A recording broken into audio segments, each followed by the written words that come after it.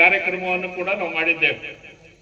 ಇದಕ್ಕಾಗಲೇ ಅದರ ನೀಲನಕ್ಷೆನೂ ಮಾಡಿ ಬಹುಶಃ ಅದು ಕೆಲಸನೂ ಕೂಡ ಪ್ರಾರಂಭ ಮಾಡ್ತೀವಿ ನಾವು. ಹಿಂಗ ಮತ್ತು ಒಂದು ಟ್ರೀ ಪಾರ್ಕ್ ಅಂದ್ರೆ ಈಗೇನ್ ನಮ್ಮ ತಾಯಿ